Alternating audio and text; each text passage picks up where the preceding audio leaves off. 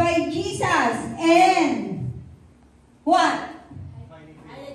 And highly favored by God. How are you today? Si Kuya Maki, how are you today? I am blessed and highly favored. Amen. Praise the Lord. Hallelujah. Hallelujah. Amen. What about here? I am blessed and highly favored. Amen. We are blessed by Jesus and highly favored by God. Sino po sa inyo ang mga nakatanggap at nabuksan ng inyong puso sa mensahe ngayong araw na to? Lahat po ba? Opo, napakaganda ng mensahe ni Pastor Jason. Ang aking anak na gwapo. Nagpapasalamat ako, meron akong anak na binigay ni God na pag kailangan ko, nandyan siya. Oh, Kuya Jason, tulungan mo ako dito. Thank you po, Pastor Jason. And thank you, Lord, sa binigay niyang anak na mabait. Amen? Pagpalain ang buhay mo at makakarating ka na ng Canada. Woo! Ang tuloy mo na. Hawak mo na siya. Aalis ka na. Andyan na yung ticket. Amen? Praise the Lord. Lalong-lalong na po sa mga nangangarap na gustong mag-abroad. Kailangan, kahit wala pa siya, ang kininyo na, hawak niyo na siya. Para lalong mabilis dumating yung blessing, ano ang dapat gawin? Lord, thank you God. Binuksan mo ang langit sa buhay ko. Binuksan mo ang langit sa buhay ko. Amen. Buhay ng tagumpay at pagpapala. Sino pinagpala ngayon? Amen. Amen. Dito ba pinagpala? Amen. Amen. Ano sabihin ko? Sasabihin nyo, thank you God, pinagpala nyo ang buhay ko. Pag sinabi nyo yun, sa puso nyo, sa isip nyo, at ang kiling nyo na, hawak nyo na ang pagpapala kahit wala pa siya. Kahit hindi nyo pa siya nakikita dahil nangyari po yun sa buhay ko. Nung time na yun na nangarap ako na ang sabi ng nanay ko, narinig nyo na way back before na nagpatotoo ako dito, na nawalan kami ng bahay. Pero ang sabi ng nanay ko, ginamit siya ng Panginoon dahil mayabang ako noon. Dahil may trabaho ko, may sahod ako ng 50,000 a month, tumitingin lang ako sa income ko. Hindi ako nagtitiwala sa Panginoon. Pero nung sinabi ng nanay ko, dahil ang bahay namin nakasanglala ng 75,000 sa loob ng 6 na buwan pag nakipagdila ko, pag hindi ko natubos yun, sa'yo na yung bahay ko. Ganun ako kayabang noon. Pero sa loob ng 3 buwan, nagbigay lang ako ng 25,000. Ang kulang ko na lang, magkano? 50,000. Sa sobrang kayabangan, nandun si SARS, wala kaming trabaho sa barko. Kaya yung kulang ko na 50,000, hindi ko napunan yun. Ano nangyari sa bahay namin sa loob ng 6 na buwan? Nawala. Kasi hindi ako naka-cope up ng halagang 50,000. Alam niyo po mga kapatid, nung dumating ng 6 na buwan na yun, ano ang sabi ng nanay ko? Anak, hindi ako aalis sa bahay na ito hanggat hindi napapalitan ng bagong bahay. Ano ang ginawa ko? Nung time na yun, nagpakumbaba ako sa Panginoon. At ang sabi ko, Lord, mayabang ako. I'm sorry. Patawad po, Panginoon. Ngayon, Panginoon, sa iyo ako lumalapit at inaangkin ko na, hawak ko na siya. Andito na yung bagong bahay na ibibigay mo sa akin. Praise the Lord. Hallelujah. Hallelujah. Amen. Pag once na nagpakumbaba tayo sa Panginoon, sinurrender natin lahat sa Kanya, alam mo ano ang kapalit nun?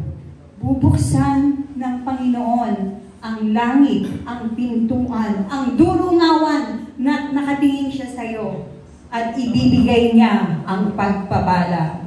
Yung time na yon na nawalan kami ng bahay, may dumating kaibigan ng auntie ko. Oo, may binibentang bahay doon. Alam mo ba yung bahay ng auntie mo binibenta? Sabi ko, hindi ko alam. Binibenta siya, kausapin mo yung auntie mo. Alam nyo, may sagot kaagad si God. Nung humingi ako noon, sabi ko, Lord, sa'yo ako lumalapit ngayon. At inaangkin ko na may bagong bahay kami. Dahil sa kayabangan ko, hindi ako marunong makipag-usap sa tao.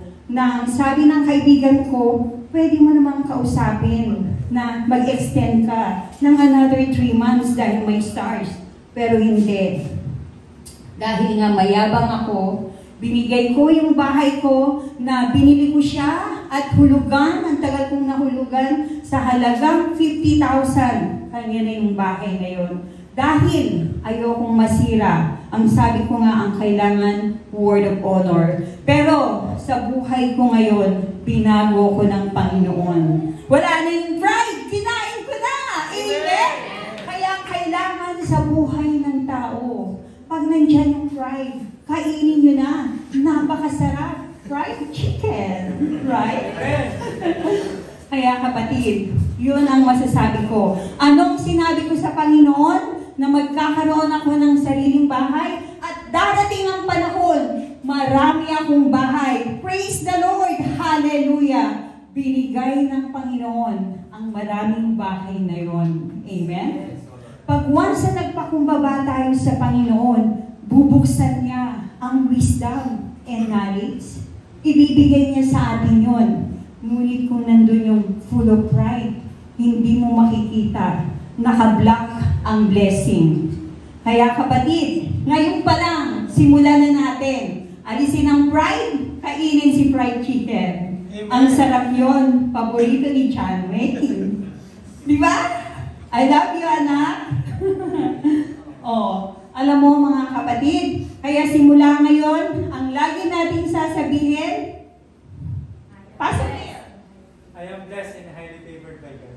Amen. We are blessed by Jesus and highly favored by God. Yes, Kuya Maki? We are blessed by Jesus and highly favored by God. Amen. Amen. Praise God. Hallelujah. Alam niyo po, araw-araw, napakasarap sabihin pagkagising natin sa umaga, we are blessed by Jesus and highly favored by God. Dahil kahit anong problema sa buhay, pag pinagkatiwala natin, sinurrender natin sa ating Panginoon, kapatid, ang solusyon napakadali.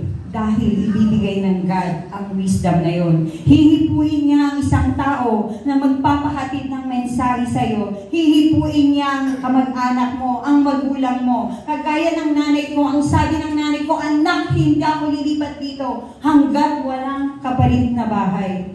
Ang sabi ko na ay, mangupahan na lang muna tayo. Pero ayaw ng nanay ko na mangupahan. Ang gusto niya, bahay din na ipapalit na hindi kami nag-uupa. Kaya nung gabing yun, nagpakumbaba ako sa ating Panginoon. Ang sabi ko, Lord, I'm sorry. Mayabang ako. Lahat ng blessing galing sa'yo. Pero dun lang ako nakatingin sa sarili kong kita. Pero simula na nagtiwala ako sa Panginoon, yung nawalang bahay, anong ginawa niya? Binigyan niya ng maraming bahay. Amen? Praise the Lord! Ganon kumilos ang Panginoon. Pag nagtiwala tayo, kahit anong problema sa buhay, problema sa anak, o nagkaroon ng problema sa magulang, sama ng loob, ibigay lahat sa ating Panginoon.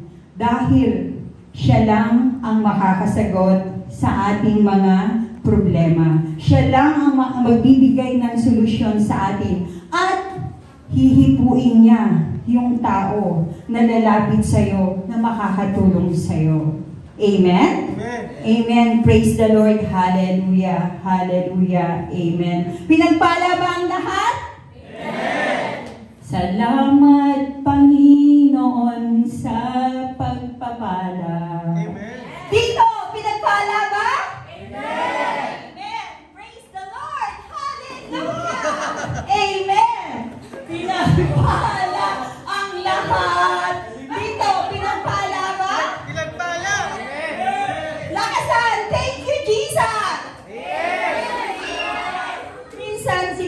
pag nagpala, biglaan.